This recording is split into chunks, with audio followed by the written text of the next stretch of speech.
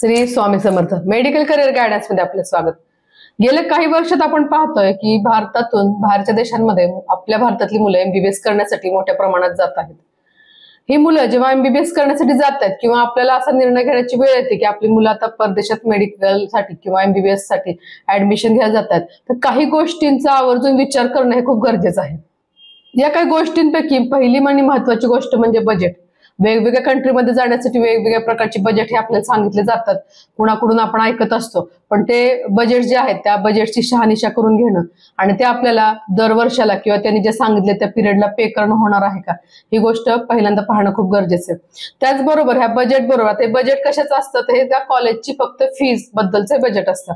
त्याचबरोबर मुलं तिथं राहिल्यावर मुलांना इतर खर्च देखील होणार आहेत, जसे की स्वतःच्या राहणीमानासाठीचा खर्च, कॉलेजमध्ये किती वेळा तिथं फूड मिळतं, त्याच्या व्यतिरिक्त मुलांना काही बाहेरून आणून खावं लागतं का, असे इतर कितीतरी खर्च असतात। तो खर्च त्याच्या देखील आपण या बजेटमध्ये विचार केला पाहिजे। म्हणजे मुलांना फीच्या व्यतिरिक्त काही पैसे जवळ द्यावे लागतात, त्याचा देखील विचार केला पाहिजे।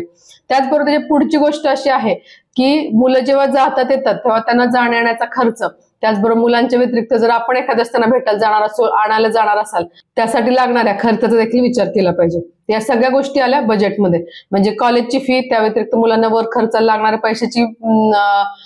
पैशाचा खर्च, त्याचबरोबर जाण्या येण्याचा खर्च। याच्या बरोबरच तिथलं हवामान कसं आहे। मुलं आपली ही भारतामध्ये वाढलेली आहेत, भारतामध्ये सुद्धा आपण बघतो की हवामानात किती विविधता आहे। आपली मुलं जर महाराष्ट्रात असतील आणि ती जर साऊथला गेली, नॉर्थला गेली, तर मुलांना ऍडजस्ट व्हायला थोडासा वेळ नक्कीच लागतो आणि ह्या ऍडजस्टमेंट होण्यामध्ये मुलांचा कदाचित अभ्यासाकडे दुर्लक्ष होऊ शकतं। त्यामुळे ह्या गोष्टीचा आवर्जून विचार करा। तिथं गेल्यावर तिथलं हवामान मुलांना सूट होणार आहे का, मुलं तिथं सेटल होऊ शकणार आहेत का, आणि अशा बऱ्याच गोष्टी। त्याचबरोबर पुढची गोष्ट म्हणजे अशी की तिथली जी भाषा असते ही भाषा देखील वेगळी असते, त्यामुळे मुलांना इतरांशी कम्युनिकेशन करणं, त्याचबरोबर कॉलेजमध्ये ज्या भाषेमध्ये शिकवतात ती भाषा समजत नाही, त्यामुळे त्यांचा बराच वेळ वायाला देखील जातो, अंडरस्टँडिंगच होत नाही आणि त्यांचा जो बेस आहे तो कच्चाही देखील राहू शकतो। त्यामुळे या देखील गोष्टींचा विचार करा की ज्या कंट्रीमध्ये तुम्ही मुलं पाठवणार आहात तिथली भाषा कुठली आहे, कुठल्या भाषेमध्ये तिथे शिकवतात आणि तिथे काही प्रॉब्लेम येऊ शकतो का, त्याच्या रिलेटिंग इतर विद्यार्थ्यांशी जे तिथे शिकतात त्यांच्याशी देखील तुम्ही आधी बोलून घ्या। त्यानंतर त्याचबरोबर पुढची म्हणजे विचार करायची गोष्ट म्हणजे ज्या कंट्रीमध्ये आपण आपल्या मुलांना शिक्षणासाठी पाठवणार आहोत तिथे एकतर अभ्यास खूप मोठ्या प्रमाणात असतो, अभ्यास खूप मुलांना करायचा असतो, त्याचबरोबर त्या कंट्रीमधलं कल्चर आणि खानपान हे देखील खूप वेगळ्या प्रकारचं असतं। त्या कल्चरला ती मुलं ऍडजस्ट करू शकतील का, तिथं ते सगळं ह्या गोष्टी मॅनेज करून अभ्यास करू शकतील का, याचे देखील आपण विचार करणं तेवढंच महत्वाचं आहे। याचबरोबर आणखीन एक गोष्ट जी म्हणजे अगदी विचार करण्यासारखी आहे ती म्हणजे इमर्जन्सी सिच्युएशन्स। काही वेळेस आपली मुलं आपण एवढं लांब पाठवतो आणि त्यांना जर इमर्जन्सी काही प्रॉब्लेम आला, जसं की काही मोठ्या प्रमाणात आजारपण आहे, काही बाकीचे अडचणी आल्या, तर आपण पटकन इतक्या लांब जाऊ शकणार आहोत का। त्याचबरोबर बाहेरच्या देशात जायचं म्हणलं की आपल्या सगळ्या विजा, तिकीट बुकिंग ह्या सगळ्या गोष्टी असतात, मुलं इथं तेवढा पटकन येऊ शकणार आहेत का, या सगळ्या गोष्टींचा आधीच विचार नक्कीच करणं गरजेचं आहे। बराच वेळा आपण ज्या मुलं आपली बाहेरच्या देशात पाठवतो त्यामध्ये आपण काय करतो की वेगवेगळ्या कंट्रीमध्ये कुठल्या कंट्रीची फी कमी आहे ह्याच्यावर पालकांचा विशेष भर असतो। जिथे फी कमी आहे, जिथं बजेट कमी आहे, तिथं मुलांना पाठवण्यावर आपण जास्त भर दिला जातो।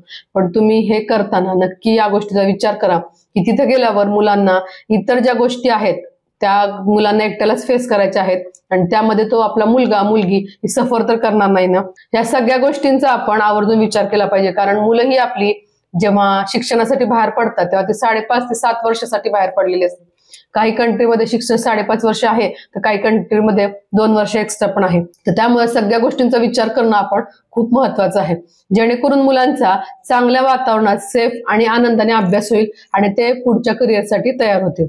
आणि जेव्हा आपली मुलं एमबीबीएस पूर्ण करून भारतामध्ये प्रॅक्टिस करणार आहेत त्याच्या आधी आपण हे देखील पाहणं गरजेचं आहे की NMC ने आपल्या ज्या गाईडलाईन्स ठरवून दिलेल्या आहेत ह्या गाईडलाईन्स आपण जिथे ऍडमिशन घेतो ती कंट्री ह्या गाईडलाईन्स फॉलो करते का, हे पाहणं देखील खूप गरजेचं आहे। जर सगळ्या गाईडलाईन्स ती कंट्री फॉलो करत असेल तर आपल्या मुलीला भारतात येऊन FMG ही एक्झाम देणं शक्य होणार आहे। जर ती कंट्री ह्या NMC ने दिलेल्या ज्या गाईडलाईन्स आहेत ती फॉलो करत नसेल तर ही एक्झाम देण्यासाठी मुलांना अडथळे येणार आहेत आणि त्यांचं फ्युचर देखील कदाचित धोक्यात येऊ शकतं। त्यामुळे ह्या गोष्टी तुम्ही आवर्जून पहा की जिथे तुम्ही ज्या कंट्रीमध्ये मुलांना ऍडमिशन घेतली आहे ती कंट्री या सगळ्या गाईडलाईन्स फॉलो करते का. तशी थोडीशी माहिती होती की बाहेरच्या कंट्रीमध्ये आपण जेव्हा आपल्या मुलांना ऍडमिशन घेतो तेव्हा काय काय गोष्टी ज्या महत्वाने पाहणं गरजेचं आहे. याच्या व्यतिरिक्त जर तुम्हाला काही शंका असेल तर नक्कीच कमेंटमध्ये विचारा. आमची टीम त्याला उत्तर देण्याचा नक्कीच प्रयत्न करेल. त्याचबरोबर आजचा व्हिडिओ जर आवडला असेल तर लाईक करा, शेअर करा. अजूनपर्यंत जर मेडिकल करिअर गायडन्सला सबस्क्राईब केलं नसेल तर आजच सबस्क्राईब करा. त्याचबरोबर या ज्या वेगवेगळ्या कंट्री आहेत ज्याच्याबद्दल आपण आज बोललो, ह्या वेगवेगळ्या कंट्री बद्दलची माहिती देणारे देखील व्हिडिओ इथून पुढे येणार आहेत, ते देखील पाहत राहा. श्री स्वामी समर्थ.